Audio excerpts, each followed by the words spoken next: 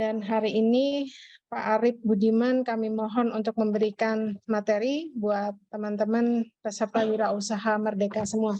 Tidak berpanjang waktu Pak Arif, langsung saja Pak Arif kami persilahkan. Terima kasih Bu Susi dan teman-teman semua. Assalamualaikum warahmatullahi wabarakatuh. Selamat siang Waalaikumsalam. teman-teman semua. Bagi yang bisa webcamnya, harap di-on-kan webcamnya ya, biar kita bisa lebih interaktif lagi. Ya, supaya saya memberikan contoh juga lebih mudah nanti. Ya, ini Bu Susi dan panitia ini selalu memberi saya jam-jam yang sulit. Jam 2 itu adalah jam-jam yang sulit ya, karena setelah makan siang itu adalah proses untuk mencerna. Dan setelah mencerna, zat besinya naik ke mata. Nah, kalau zat besi naik ke mata itu siap-siap untuk terlena. Oke, hari ini saya ketiban satu buah topik yang sangat menarik. Ya, adik-adik semua. Ya, nanti yang akan menjadi para entrepreneur semua harus memikirkan ini sebelum membuat usaha. Ya, jadi ini apa yang saya sampaikan ini nanti adalah sangat penting karena foundation dari apa yang akan adik-adik semua rintis. Ya, adik-adik semua rintis, kemudian nanti yang akan menjadi siapa sih sebenarnya yang akan membeli produk atau jasa dari adik-adik ciptakan semua. Oke, kita mulai ya. Kita mulai adik-adik yang semuanya sekarang sudah coba on, ya, on cam. Saya ada beberapa exercise hari ini yang harus diamati dengan baik-baik. Yang pertama, bisa kelihatan? Apa ini? Botol aqua. Betul aku. Oke, botol aqua. Oke. Yang kedua, kelihatan? Botol air Klub. air mineral club. Oke, klub. Ya. Oke, yang ketiga. Apa nih? Air mineral Air botol. Air mineral Clio. Ada satu lagi yang saya tidak ketemu, yang rasanya manis. mineral. Mineral. Ya. Catat ya baik-baik ya. Ada 3 tadi. Ya. Semua ada perbedaan ya, tapi kalian harus menganalisisnya nanti. Ya, saya minum dulu. Oke, kita lanjutkan lagi. Ya, kita lanjutkan lagi. Saya punya lagi nih. Nih, masker anak saya. Kelihatan? Terlihat Pak. Kelihatan Pak. Masker apa ini? Ya, masker anak-anak dong. Masker anak-anak. Ya, nih saya buka ya. Isinya ya. Nih, karena anak saya kalau ke sekolah dia pakai masker. Tuh, anak saya perempuan. Warnanya pink. Ya. Oke, ini anak saya yang kelas TK sama kelas SD pakai ini. Ya, SD kelas 1. Oke, kita lihat lagi. Ini hanya masker saja. Nah, ini yang kelas 3 SD. Dia nggak mau pakai itu, pakai ini. Kelihatan? Oh. Oke, masker juga ini. Masker anak. Iya, masker anak. Tapi apa? Dakbil. Dakbil ya. Oke. Wah, ini masih belum dibuka, jadi sayang tidak bisa saya buka. Oke, nah kalau istri saya nih. Nah, nih. Masker sensi. Ya, tapi sensi apa ini? Medis. Ayo, sensi apa? Masker medis. Bukan. Hijab.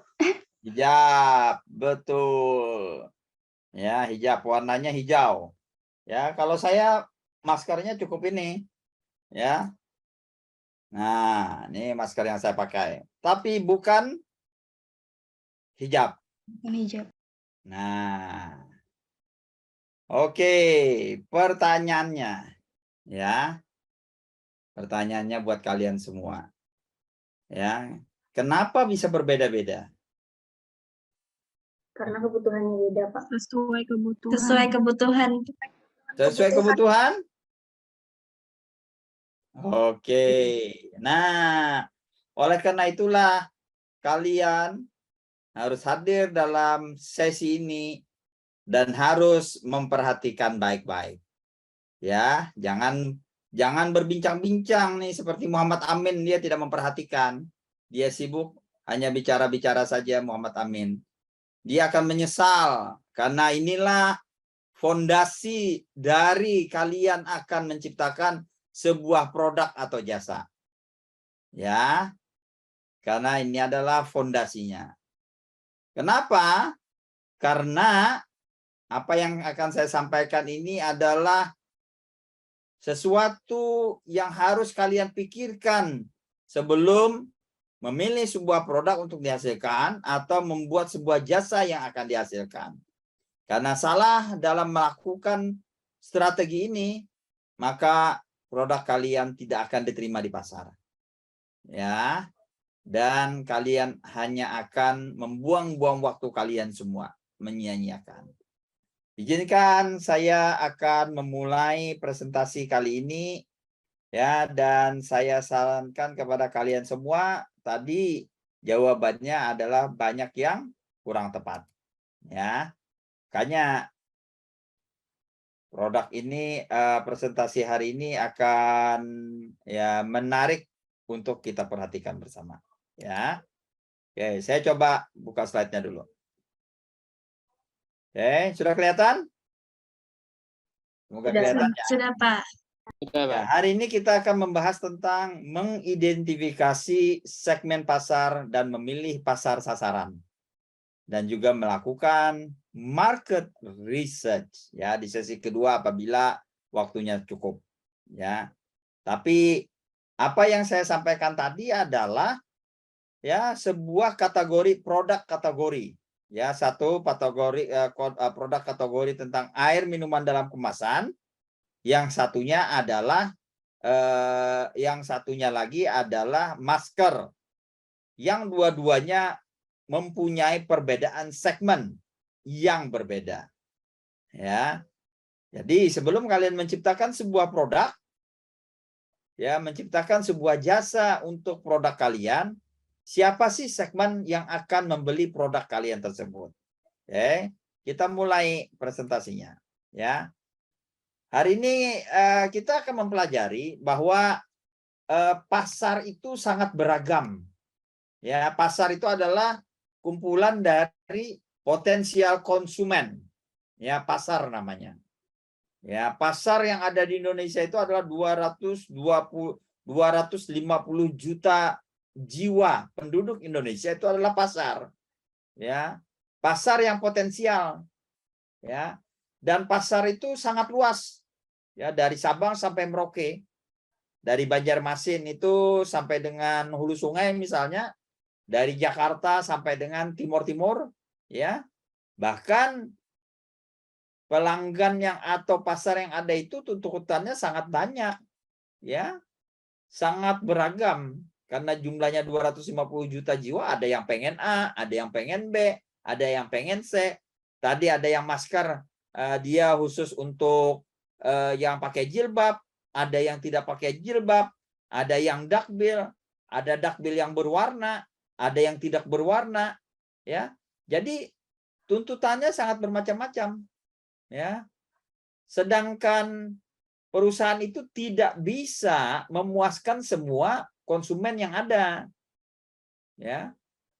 Lion saja tidak bisa memuaskan semua pelanggan pesawat. Apalagi hanya urusan air minuman dalam kemasan. Ya. Dan tetapi tuntutan dari perusahaan adalah bagaimana dia bisa menciptakan laba yang maksimum. Sama seperti kalian nanti ketika selesai program ini tentunya ingin menciptakan sebuah produk atau jasa yang ditawarkan ke pasar dan Anda akan memperoleh laba dari penjualan tersebut. Ya. Ya, dari grafik diagram yang ada di bawah ini akan sangat sederhana sekali, ya. Kalau Anda tepat memilih pasar, ya, memilih pasar atau memilih segmen yang tepat, kemudian akan ada dengan posisi produk yang tepat, ya, positioning yang tepat, maka ujung-ujungnya adalah Anda akan menghasilkan margin profit yang maksimum. Kenapa maksimum? Ya karena pasarnya tidak salah, iklannya tepat, ya, produk yang diciptakan cepat diserap di pasar, maka profitnya menjadi maksimum. Ya, makanya pada siang hari ini kita akan membahas tentang segmentasi pasar. Bagaimana membelah-belah pasar itu disesuaikan dengan segmennya. Oke, jadi jangan kemana-mana. Ya, jangan meninggalkan kelas ini karena salah dalam menentukan segmen pasar, maka kegagalan sudah ada menghadang Anda semua. Ya, jadi harus hati-hati. Oke, kita lanjutkan. Oke, bagaimana segmentasi itu? Oke, jadi ada istilahnya segmen pasar besar. Ya, misalnya adalah segmen pasar ibu-ibu. Semua ibu-ibu itu adalah menjadi target utama. Tapi ternyata ya ibu-ibu itu homogen sama. Tetapi di dalam ibu-ibu itu kita bisa pecah lagi menjadi kelompok-kelompok kecil. Ya. Sedangkan kelompok besarnya adalah ibu-ibu. Ya, ibu-ibu itu berarti dia sudah kawin, kemudian sudah punya anak. Ya, kalau belum kawin itu bukan ibu, nona masih. Kalau belum punya anak berarti hanya dipanggil Mbak, bukan ibu. Ya, jadi harus dipastikan. Nah, kelompok segmen yang besar tadi, yang homogen tadi, yang besar tadi adalah ibu-ibu.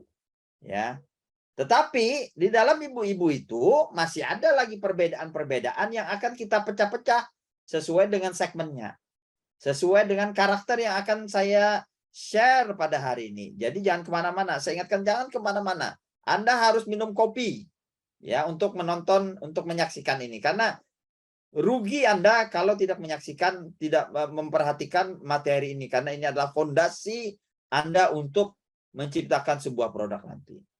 Di dalam kelompok ibu-ibu itu ternyata masih kita bisa pecahkan bersama-sama menjadi pasar yang kecil-kecil lagi. Ya. Ibu-ibu itu bisa ada mamah muda. Tahu kenal mamah muda? Apa cirinya mamah muda? Nama anak satu. Umurnya masih muda, udah punya. Ya, umurnya masih muda. Betul. Apa lagi? Ayo. Anak satu, Pak. Oh, anaknya satu. Jadi kalau anak dua bukan mamah muda ya. Apa lagi? Ayo. Oke, 20-an umurnya. Apa lagi? Ya. Pendapatan. Ayo. Gaul, Pak. Oh, gaul. Nah, gaul. Gaul jadi kata kunci. Jadi mama muda ini gaul, cantik, ya, kemana-mana pakai make up.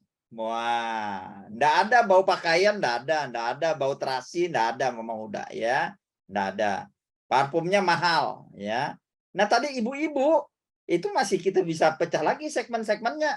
Ada ibu-ibu ke pengajian. Nah, kalau ibu-ibu pengajian ini umurnya berapa ya? Ibu-ibu pengajian katanya. Ayo. 30 ke atas. 40-an, Pak. 40 ke atas. Ya, 40 ke atas sama ibu-ibu yang bau tanah ya, ke pengajian dia, ya. Oke. Nah, bagaimana karakternya? Ya, beda.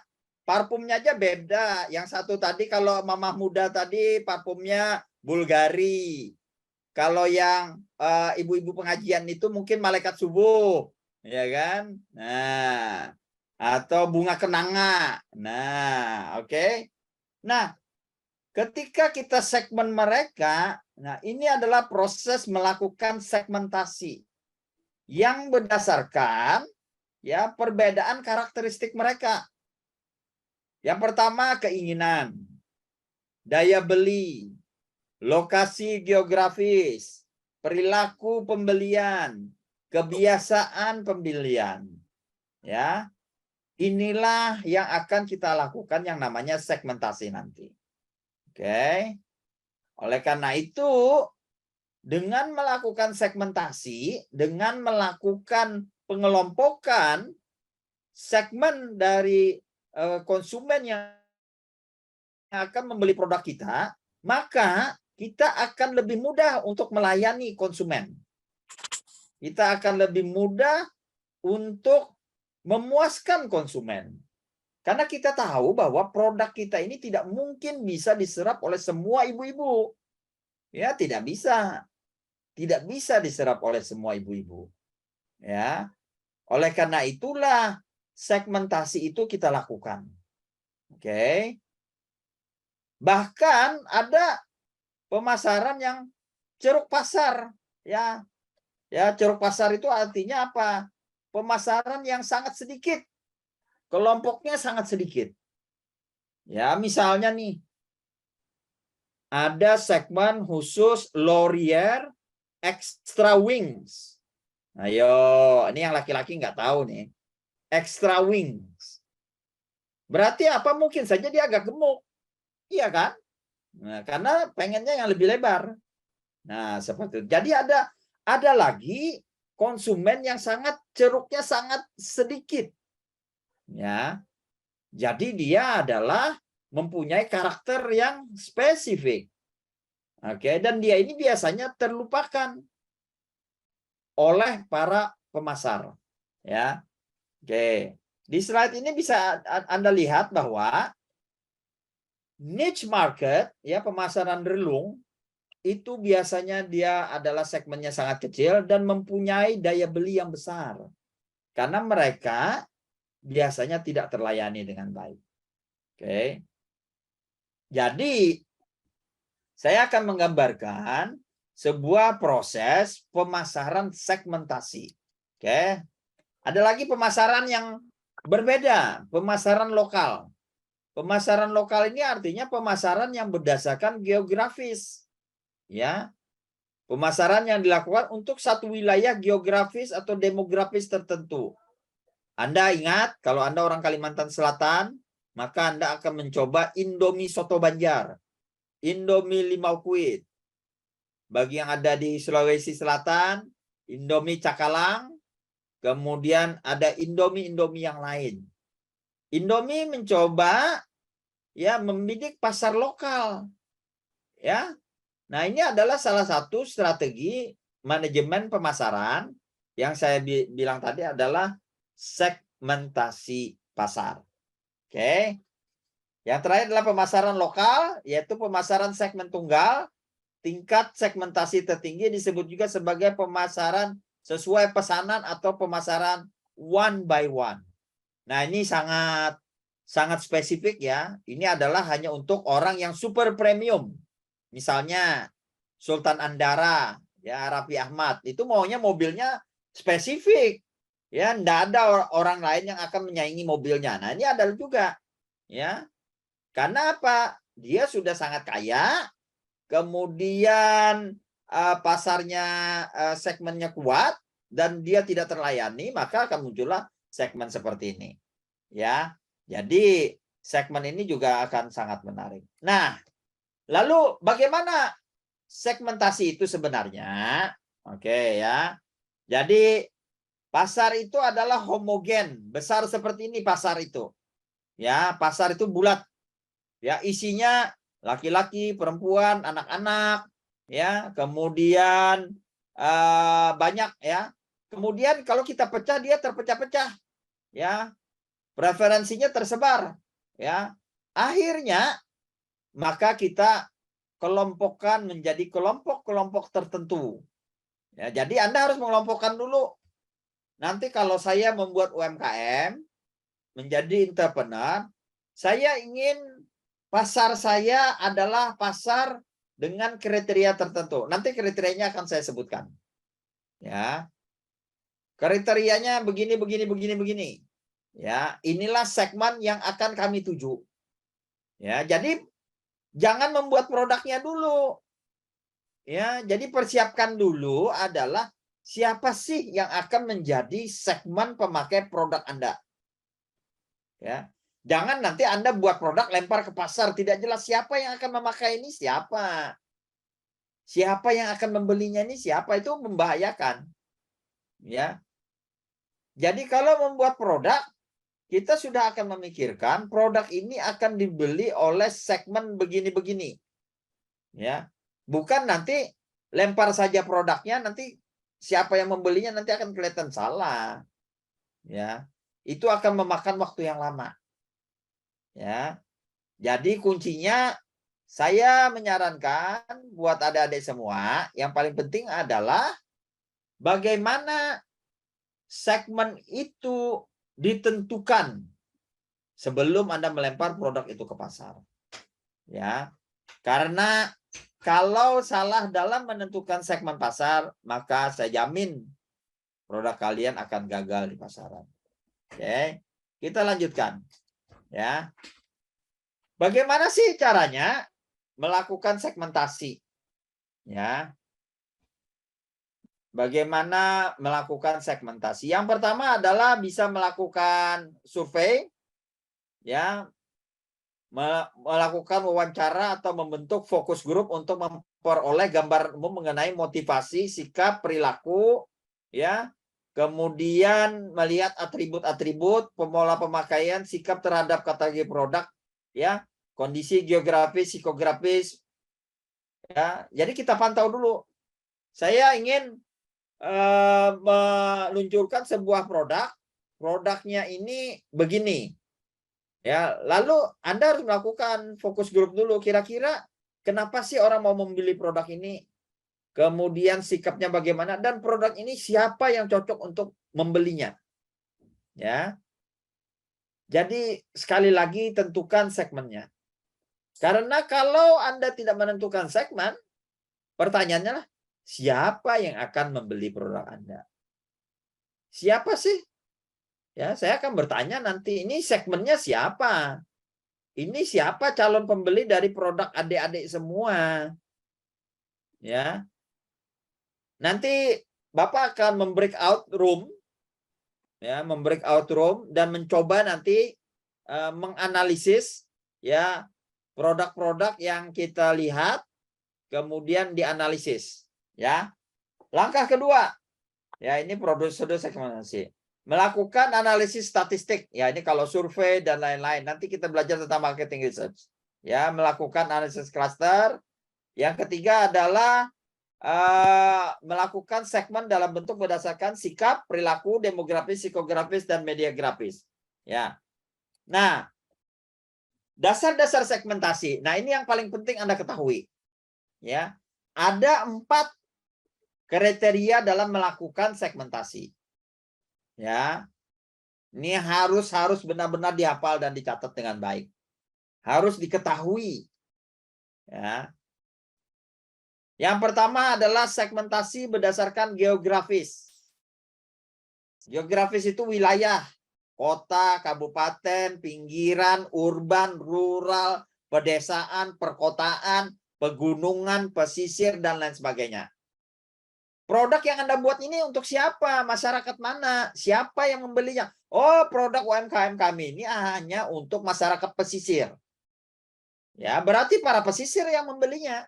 Orang-orang nelayan, orang-orang tinggal yang di pantai dan mana. Kenapa? Karena produk kami ini adalah lotion ultraviolet. Ya, yang memblok sinar ultraviolet. Oh, mungkin, ya. Di kota orang jarang keluar, ya. Di kota karena dia ada di mobil, di rumah, di ruangan ber-AC. Beda dengan orang-orang yang ada di pesisir misalnya, ya. Kemudian ukuran kota. Ya, ada kota besar, kota kecil, kota sedang, metropolitan, ya kan? Kabupaten, kecamatan dan berbeda. Ya, contoh, kalau kalian kenal ada yang istilahnya fitness first. Ya, itu ada tempat untuk fitness, ya. Itu hanya ada di kota-kota besar. Di kota-kota besar yang macet. Kenapa? Karena fitness first itu adalah tempat nge-gym buat orang-orang yang tidak ingin terjebak macet. Ya, jadi dia nge-gym dulu sampai dengan jam 10 malam baru pulang ke rumah. Ya. Seperti itu. Kemudian ada lagi tentang kepadatan penduduk. Ada yang penduduknya padat, kemudian setengah padat, jarang, dan lain sebagainya. Ya, jadi produk Anda berdasarkan segmen yang mana? Ya. Oke ya. Ada iklim lagi, ada iklim tropis, ada iklim subtropis, ada 4 musim, dan lain-lain sebagainya. Ada topografis dan lain-lain. Ini berkaitan dengan geografis. Ya. Jadi harus dianalisis. Ya, segmen mana yang akan dituju berdasarkan kriteria ini. Oke, next. Yang kedua adalah demografis. Ya. Jadi produk ini berdasarkan segmennya usia. Ya, misalnya pakaian bayi, pakaian anak-anak, pakaian laki-laki, perempuan, ya. Demografis. Ukuran keluarga. Ya, ada yang anak 1, anak 2, anak 3, anak 4. Itu terbukti dengan mobil. Ya. Kalau anaknya 4, maka mobilnya adalah Calya. Kalau anaknya 2, maka mobilnya adalah Agya. Nah, itu berdasarkan pasar. Iya kan? Karena kalau anaknya 4, Agya nggak mungkin, nggak muat. Ya, harus Calya. Nah, itu berdasarkan ukuran keluarga. Kemudian ada lagi siklus hidup keluarga. Siklus hidup keluarga itu seperti misalnya yang baru kawin.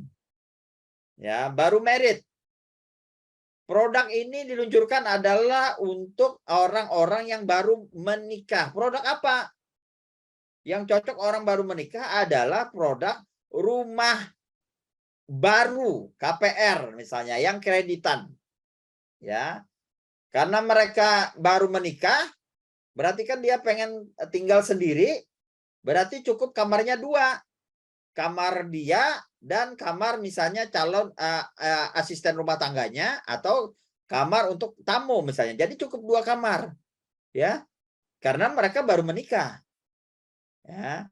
Sedangkan kalau orang yang sudah lama menikah, misalnya sudah 10 tahun, maka rumahnya adalah rumah yang lebih besar. Ada 2 kamar, 4 kamar, 2 kamar mandi, dan lain sebagainya.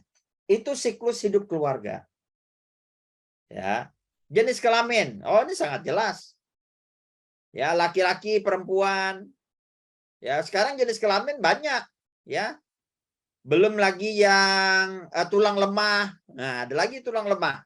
Ya, kenal ya tulang lemah ya? Nah, kemudian ada jenis kelamin yang dia tidak mau menjelaskan. Nah, ini ada lagi. Ya, seperti itu. Kemudian lagi segmentasi pasar konsumen dengan tingkat penghasilan. Ya. Tingkat penghasilan.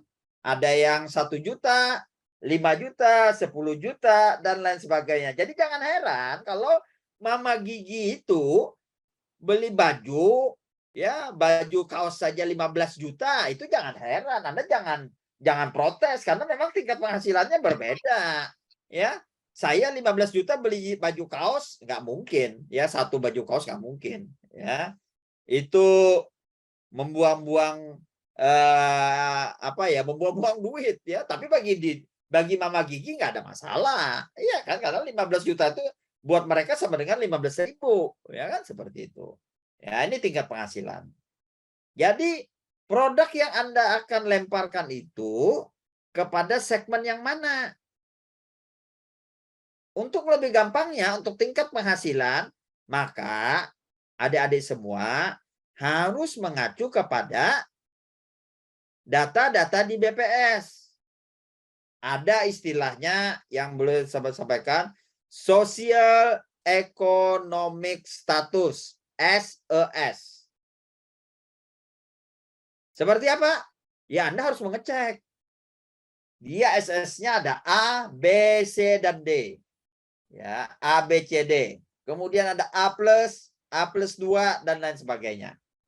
Jadi, please, ketika Anda menciptakan sebuah produk atau jasa dalam proyek ini, siapa yang akan membeli produk Anda? Tingkat penghasilan mereka berapa? Jenis kelaminnya siapa? Ya. Atau bahkan mereka pada saat siklus keluarga yang mana? Jadi jangan sembarangan. Ya. Jangan sembarangan ketika menciptakan produk itu. Pekerjaan, ya, ada PNS, ada guru, ada satpam, ya banyak ya tingkat pekerjaan. Pendidikan, wah ini sangat jelas. Agama, nah ini agama lebih gampang lagi contohnya. Saya yakin kalian tidak akan mau makan sebuah produk tanpa ada logo halalnya misalnya. Iya kan? Nah itu salah satunya. Atau lebih sederhananya agamanya Islam, ya maka dia cenderung kalau beli baju koko untuk yang laki-laki. Ya, kalau yang untuk perempuan abayah misalnya. Nah, iya kan? Jadi sangat jelas. Ras. Ada ras Banjar, ada suku Banjar, ada Cina, ya dan macam-macam, ya. Nah, yang paling menarik lagi demografis, ini ada yang namanya generasi. Pernah mendengar ada yang namanya generasi Y, Gen Y? Pernah? Ada pernah mendengar Generation X? Generation Baby Boomers? Ya, Generation Millennial? Ya, Generation Baby Boomers? Nah, coba kalian baca dan pelajari karena tidak mungkin setiap instruktur ini bisa menggambarkan semuanya karena waktunya sangat terbatas. Ya. Produk saya hanya cocok oleh Gen Y. Apa itu Gen Y? Ya, apa itu Gen X? Apa itu Generation Baby Boomers? Anda harus tahu itu. Sebab ketika memetakan sebuah produk, ya ternyata produk ini hanya cocok untuk Generation X. Ya.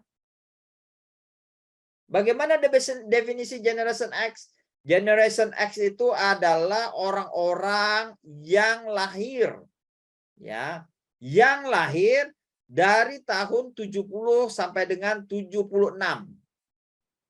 Ya, itu adalah Gen X. Generation X. Jadi usianya sekitar 40-an, 45 sekarang, 46, ya. Kenapa mereka bisa Generation X itu bisa dijadikan sebuah generasi yang sama, orang yang lahir di rentang yang sama, ya, itu akan mempunyai pola berbelanja yang sama. Kalian lahir tahun berapa rata-rata? Tahun berapa? 2002. 2002, 2001 itu adalah Generation Y. Ya, Generation Y. Generation Y adalah generation setelah Generation X. Dia dilahirkan setelah Generation X. Namanya Generation Y. Generation Y itu adalah dia tidak loyal terhadap merek. Mereka dibesarkan dengan irama musik yang sama. Ya, mereka tidak mengenal Rhoma Irama, tidak mengenal Linkin Park, tidak mengenal lagu-lagu heavy metal. Ya. Sehingga apa? Pola berbelanja mereka akan sama. Ya. Mereka tidak cinta merek. Ya. Mereka benci akan merek. Ya, artinya mereka hanya akan memakai merek yang enak di badannya. Ya, Generation Y adalah generasi yang cukup sulit untuk ditaklukkan. Nah, pertanyaannya, produk kalian yang akan ciptakan ini untuk generasi yang mana? Ya. Jadi harus dilihat. Oke. Kewarganegaraan, ada Indonesia, Amerika, dan lain-lain. Kelas sosial. Wah, ini jelas ya kelas sosial. Kelas sosial ada keturunan raja, kemudian pejabat, ya, kemudian ya struktur yang tidak terdefinisikan di dalam lingkungan sosial. Ya, kelas sosial. Dia tidak diakui secara kewarganegaraan. Ya. Misalnya apa ya? Kelas sosial sultan misalnya. Tidak ada definisi yang resmi dikatakan itu ya. Tetapi apa? Dia ada, exist ya di dalam tatanan masyarakat. Kita lanjutkan. Segmentasi yang ketiga. Psikografis.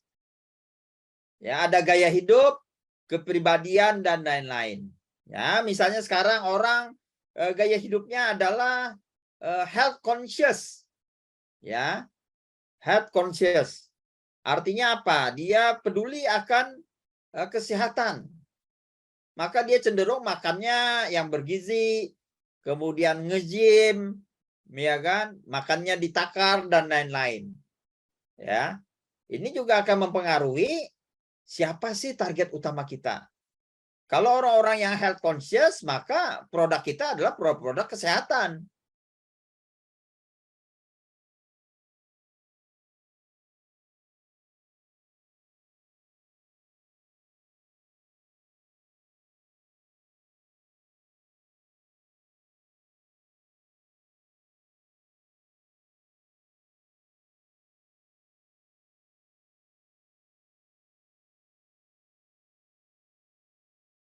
Kedengaran? Ya Pak, Sudah kedengaran Oh, Pak, ya. Pak. kedengaran.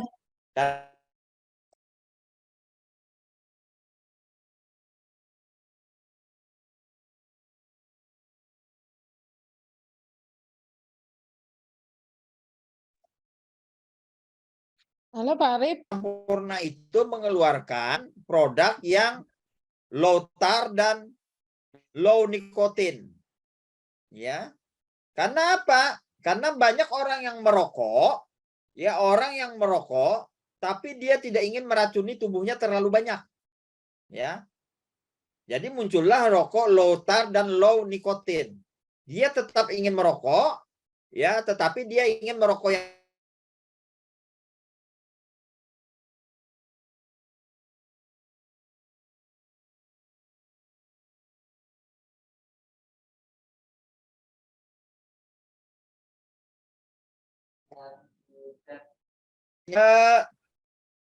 Halo Pak Arif, putus-putus tadi Pak. oh ya? Ya, nah ini udah coba. Oke, mungkin jaringannya turun naik ya. Ya Pak, Mudah-mudahan ini tidak lagi ya. siap. Ya. Oke. Ada lagi tingkat pemakaian. Ya, ada heavy user, medium user, low user. Ada tingkat kesetiaan. Contohnya Anda pernah tidak memegang membership, ada yang gold, silver, kemudian platinum. Nah, itu adalah salah satu bagaimana melakukan segmentasi terhadap sebuah segmen produk. Kemudian ada sikap terhadap produk, ya, sikap terhadap produk. Nah, jadi 4 kriteria inilah yang menjadi basic Anda semua dalam menciptakan sebuah produk, ya, dalam menciptakan sebuah produk. Saya waktu pendidikan S2 di luar negeri, saya malah diajarkan 38 segmentasi. Oh, itulah Mbak, tambah mengkerucut lagi. Ya 38. Ini baru 4 saja Anda sudah pusing ya. Apalagi sampai dengan 38. Ya. Nah, sekarang kita akan melakukan exercise. Ya, saya akan membagi, ini ada sekitar 212 orang di dalam kelompok ini. Kemudian akan saya split menjadi sekitar 20 kelompok, ya. Satu kelompok itu akan mempick up satu produk seperti yang saya sampaikan tadi. Saya ada Aqua, ya, ada Cleo, ya. Kemudian ada Dakbil, ada Sensi dan lain-lain yang belum terjawab. Karena ini berdasarkan segmentasi ternyata. Ya, berdasarkan segmentasi. Pick up, ambil satu produk atau satu brand, diskusikan di kelompok Anda dengan 4 dasar segmentasi ini. Ya, saya beri waktu 5-10 menit untuk berdiskusi, ya, untuk mencari segmentasinya betul atau tidak. Ya, nanti akan kita diskusikan, nanti akan kita random kelompoknya yang akan mempresentasikan hanya dalam waktu 2 menit. Ya. 10 menit untuk berdiskusi, 2 menit untuk presentasi. Nanti kita akan coba 5 kelompok, ya, memikirkannya. Oke, saya akan pecah kelompoknya menjadi 20 breakout room. Ya, 20. Kemudian Anda akan manual. Ya, manual untuk Anda akan berdiskusi dan mencari produknya, ya. Dan yang harus dijelaskan nanti 4 kriteria ini ya. Ya, 4 kriteria ini. Ya, dengan baik. Jangan sampai salah ya exercise-nya. Kita akan kembali ini sekarang jam 3:05, kita akan kembali jam 3:15. Ya, silakan bergabung.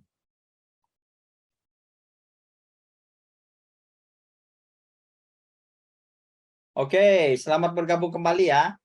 Oke, saya sudah berkeliling tadi ke 20 kelompok. Ya, kita ada yang menarik juga melihat bagaimana teman-teman kalian menganalisis mengenai produk yang akan dipresentasikan. Ada yang mau volunteer untuk menjelaskan produknya saja, kemudian dalam waktu 2 menit. Silakan yang volunteer. Ayo biar kita bisa bahas sama-sama, silakan. Silakan. Oke Pak, kita Silakan. share dulu teman-temannya untuk Ya. pengelapan tadi Pak. Ya, silakan.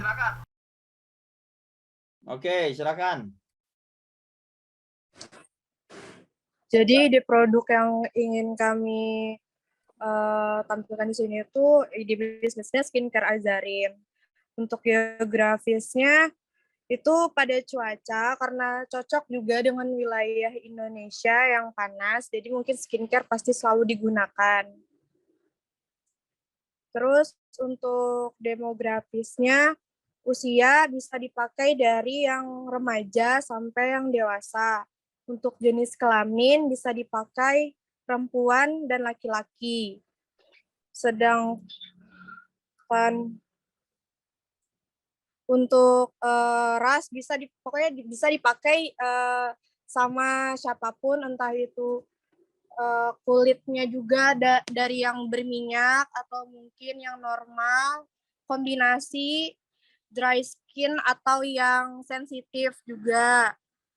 Terus untuk kelas sosialnya, mungkin kelas sosialnya bisa dipakai dari yang kelas menengah ke bawah dan juga kelas menengah ke atas, karena harga skincare Azarin ini tuh pas di kantong sekitar 40 ribuan sampai 60 ribuan. Oke. Sudah? Ya mungkin segitu aja Pak. Oke, terima kasih. Kita simpan dulu. Ada lagi yang mau mempresentasikan produknya? Kita masih punya waktu 17 menit. Di close dulu, silakan. Itu skincare, ada 4 katanya tadi segmentasinya, 4 kriteria segmentasi. Oke, ada lagi yang lain? Kelompok yang lain? Volunteer? Ayo, semangat. Nggak usah pakai PowerPoint juga boleh. Diceritakan saja biar kita catat. Jaki Jaidan, tadi produknya apa? Tadi siapa yang nyatetnya? Ayah, kok masa membernya lupa sendiri? Wah, kacau nih Jaki nih. Saya yang nyatet. Ayo, silakan. Kelompok berapa ya? Room berapa? 14 Pak. Oke, room 14, silakan. 2 menit.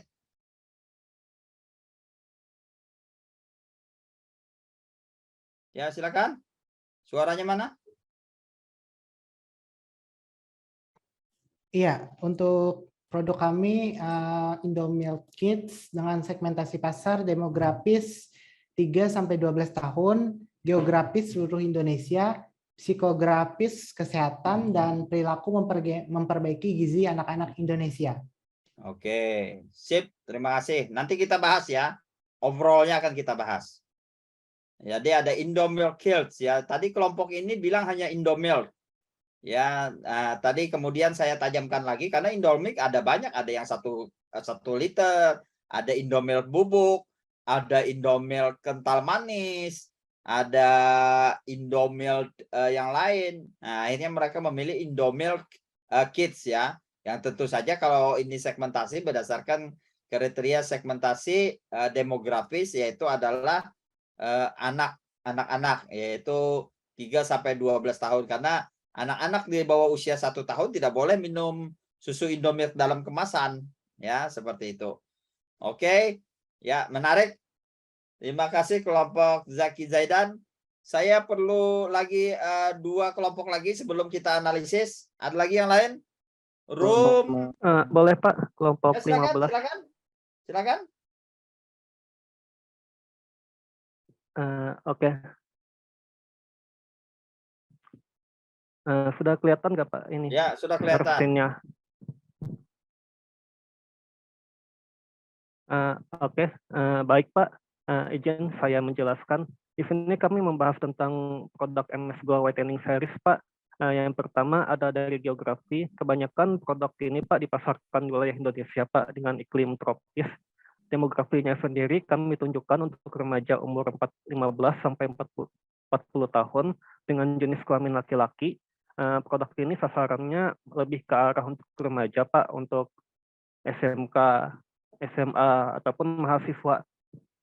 Secara psikografis, produk MS Glow Men Series ini memiliki ini sih Pak, untuk mereka yang punya gaya hidup yang suka memperhatikan penampilan dan fashionable. Dari perilakunya sendiri, MS Glow Whitening Series ini bisa membuat kulit sehat Pak, cerah dan juga glowing. Untuk tingkat pemakaiannya sendiri itu bisa digunakan dalam 2 kali sehari, yaitu pagi dan pada malam hari.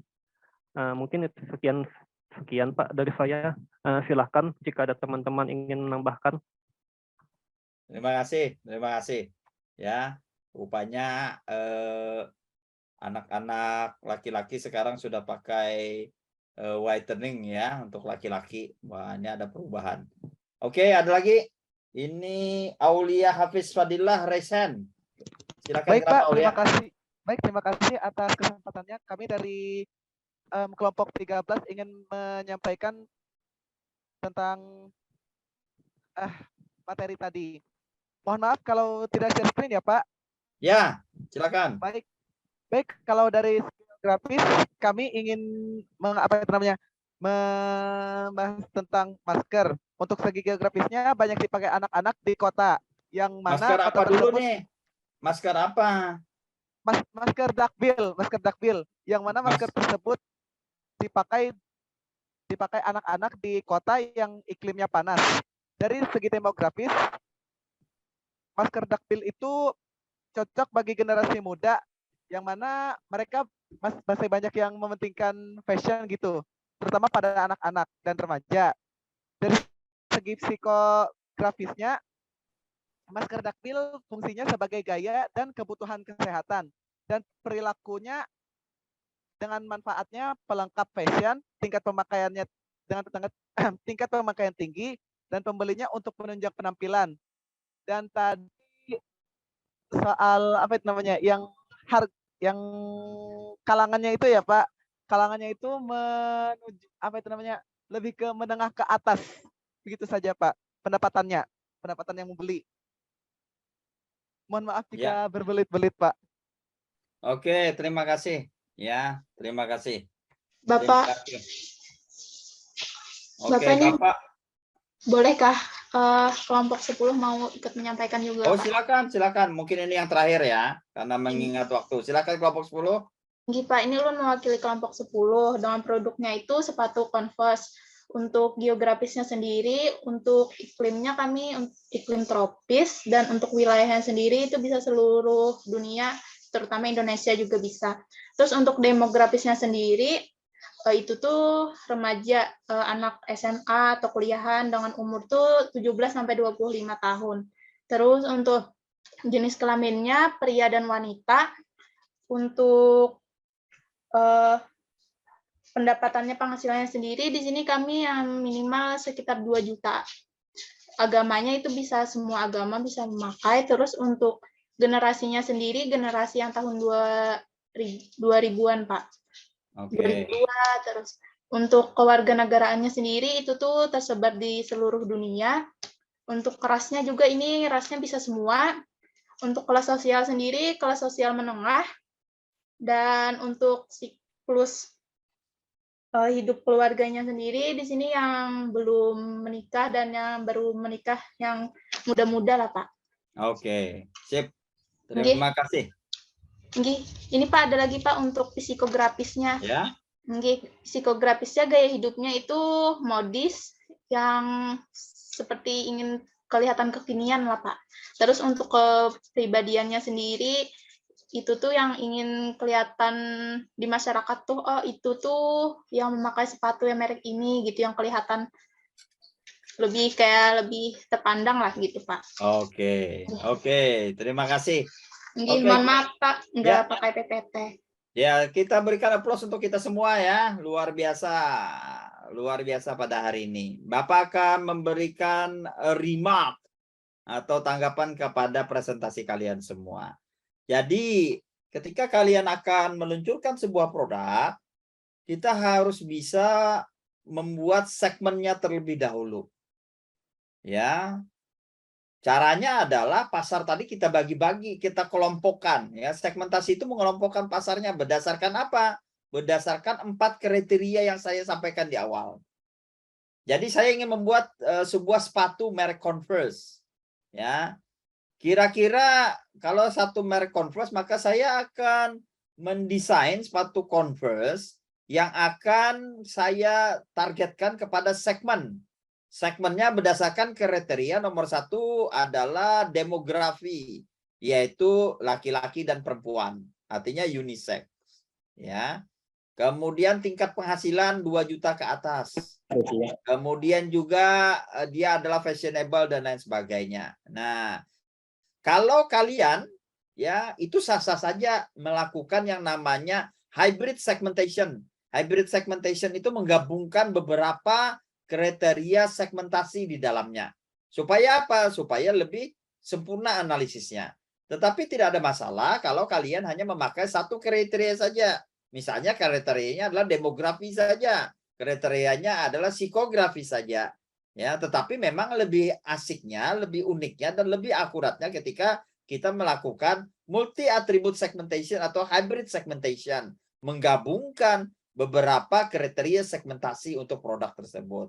Tadi apa yang kalian sampaikan itu kalian mencoba, bahkan ada yang memaksa supaya menjadi 4 kriteria segmentasi itu. Nah, itu yang dinamakan dengan hybrid segmentation. Nah, itu sah-sah saja. Supaya apa? Ya, sekali lagi supaya dia akan lebih tajam ketika menganalisisnya. Ingat, sekali lagi Bapak sampaikan kepada kalian semua, jangan sampai Anda melempar sebuah produk tanpa ada segmentasi yang akan dituju.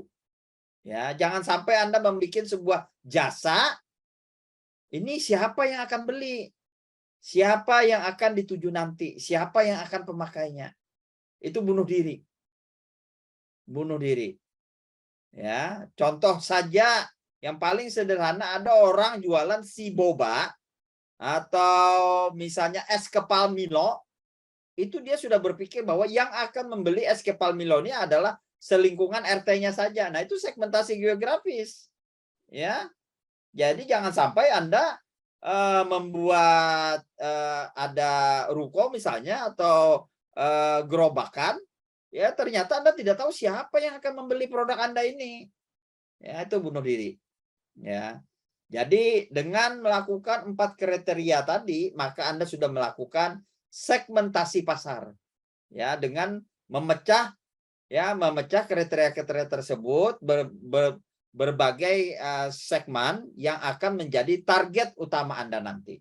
Ya, semestinya sambungannya ini adalah segmentasi, targeting, and positioning. Sayang waktunya tidak cukup. Ya, saya nanti akan memintakan kepada pihak pengelola nanti untuk menyambung dengan targeting dan positioning. Karena bagaimana?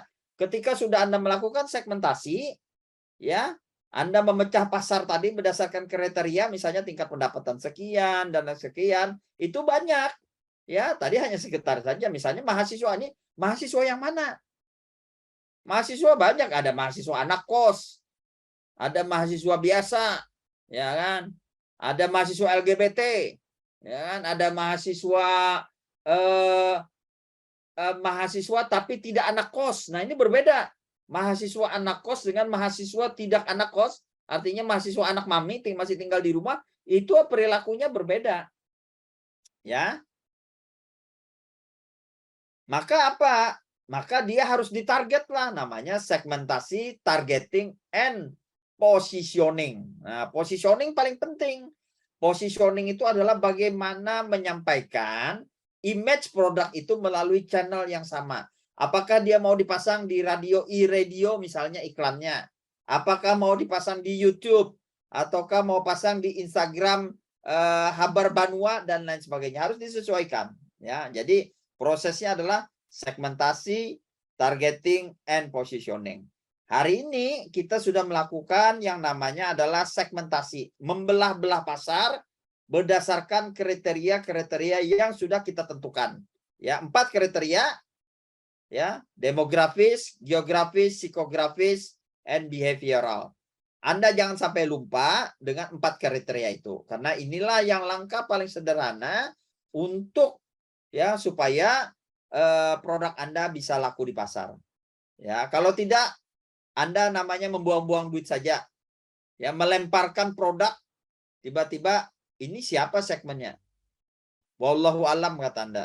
Tergantung nanti pembeli saja yang membeli, tidak bisa. Ya, tidak bisa. Ketika jutaan produk sudah masuk ke otak seorang manusia dan mereka harus menentukan saya akan membeli produk yang mana.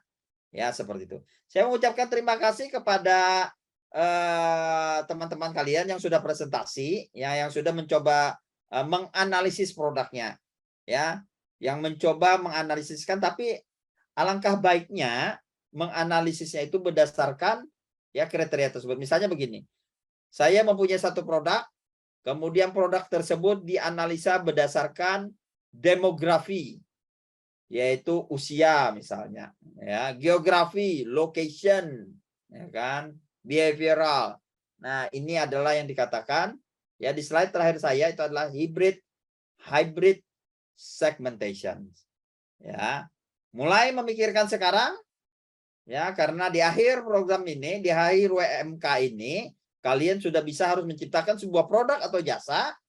Saya akan bertanya kepada kalian, siapa segmen utama pemakai, pembeli atau user dari jasa Anda. Ya, karena tadi semuanya ada produk, padahal juga ada jasa. Terima kasih untuk kalian semua, ya. Dan materi ini semoga bermanfaat untuk menciptakan strategi pemasaran kalian. Tapi sayang, exercise-nya perlu waktu yang lebih banyak dan masih ada ketinggalan, yaitu targeting, positioning. Kemudian juga yang menarik adalah marketing research. Nanti saya mintakan kepada panitia mungkin bisa disambung dengan marketing research-nya, karena ini sangat penting. Ketika Anda akan melakukan segmentasi, Anda harus melakukan riset terlebih dahulu. Segmen mana yang belum ada banyak pemainnya? Segmen mana yang potensial untuk dikembangkan?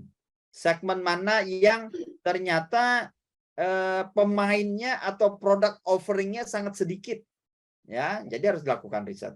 Saya kembalikan kepada Bu Susi selaku pengarah kegiatan pada hari ini. Terima kasih Bu Susi. Oke, terima kasih Pak Arif Budiman. Kita berikan aplaus buat Pak Arif Budiman. Mudah-mudahan materi hari ini dapat bermanfaat bagi kita semua. Dan sekali lagi Pak Arif, terima kasih kami ucapkan dengan mengucapkan alhamdulillahirrabbilalamin, kita tutup pertemuan kita pada hari ini. Assalamualaikum warahmatullahi wabarakatuh. Waalaikumsalam. Jangan lupa absen ya, Bu. Ada absennya ya? Oke, Pak. Siap. Absennya ya? Oke. Terima kasih banyak, Pak. Jangan lupa kita jam 9 ya. Pak Nuril Huda besok jam 9 pagi. Oke, terima kasih. Terima kasih Bu Susi. Iya, Mohon izin sama-sama live Pak. ya. Terima kasih. Iya Pak. Ya. Jangan lupa sebelum live isi daftar hadir ya. Ibu izin bertanya, berarti besok tetap online Kak Bu? Iya, masih online besok. Bu. Mudah-mudahan Rabu hybrid besok Rabu. Mudah-mudahan bisa, ini masih nunggu kepastian ruangnya. Tapi besok masih hybrid kita, Pak Nuril jam 9, Pak Riza jam 14. Ini kalau Pak Nuril materinya bagus itu, bentar. Di Banjarbaru atau Banjarmasin, Bu? Online. Besok masih online. Bukan yang hari Rabu. Kemungkinan belum pasti Mbak, bisa Banjarbaru, bisa Banjarmasin hybrid. Ya, makasih Bu. Kalau hybrid kan bisa, yang nggak bisa datang misalnya di Banjarbaru bisa ikut hybrid, yang di kampus Banjarmasin atau yang di lain. Nah Pak Nuril besok pagi jam 9 jangan lupa itu tentang international marketing. Nah terus kalau Pak Riza jam 2-nya itu bagus juga, itu tentang service marketing dan perilaku konsumen. Ya, mudah-mudahan semakin menambah wawasan kalian dan semakin yang belum dapat skill tentang marketing dan sebagainya mendapatkan inspirasi dan menambah wawasan juga. Oke, sampai jumpa besok pagi. Terima kasih. Assalamualaikum warahmatullahi wabarakatuh.